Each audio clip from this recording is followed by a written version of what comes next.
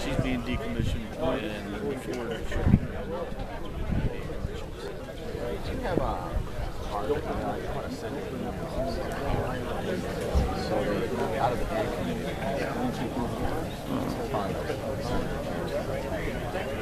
Breaks the helicopter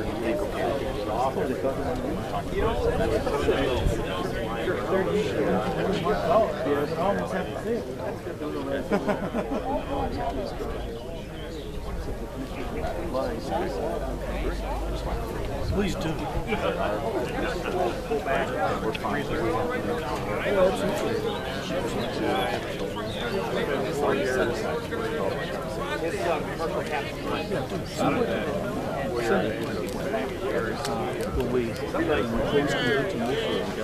Good afternoon, ladies and gentlemen. I'll be wearing one white hair. Welcome. The state My vice phone commander. ringing. I've been elected to one of the zone commander positions. Beautiful. My name is Art Lewis. I'm a member of the Saginaw Valley Naval Ship Museum Committee. I'd like to welcome you today to what is the end of a journey and the beginning of a journey, all at the same time. It ends a 15-year journey and it begins a future journey. We'll find out about that as we go along. We'd like to begin today, though, thanking the Bay County Veterans Council for providing the color guard. If you'd all rise and join me in the pledge, please. Tiger kids, march! Regents, march! I pledge allegiance to the flag of the United States of America and to the republic for which it stands, one nation under God, indivisible, with liberty and justice for all. Order, march! Parade, lift! Thank you. You may be seated. 15 years ago or so, a gentleman had a vision. Bring a ship to Bay City that could serve as a museum and a school. Today he sees the fulfillment of that vision. And I'd like to introduce him to you now. He is the president of the Saginaw Valley Naval Ship Museum. He is Mike Kegley.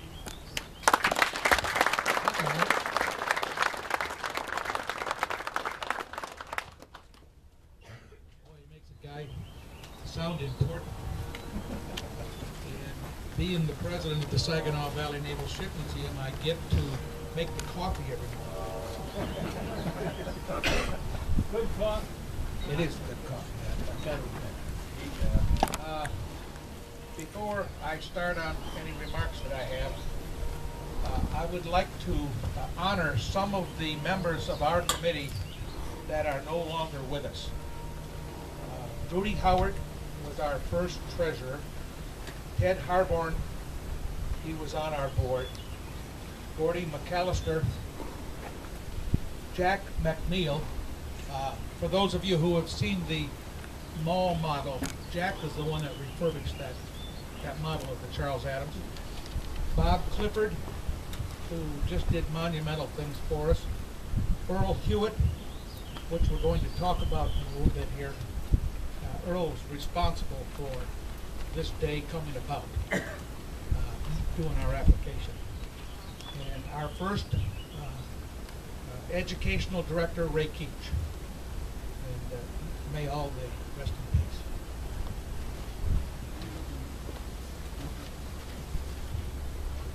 On behalf of all the officers and members of the Saginaw Valley Naval Ship Museum, I welcome you here, along with Captain Petras and Christina Wondera from the Naval Sea Systems Command, inactive ships, PMS 333. This joyous occasion is something that we've waited a long time for.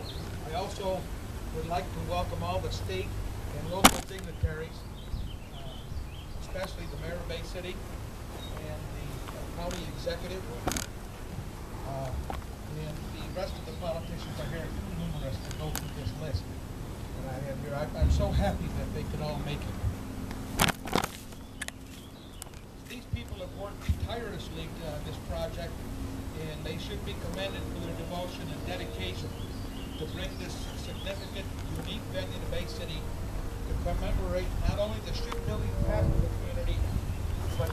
memorialize the men and women who have gone into harm's way to preserve our way of life.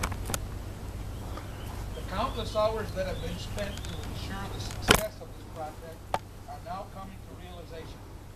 We spent many hours and days researching before we found the Edson. When we first started to prepare the site, it was so wild out here you couldn't even see the water from the shore.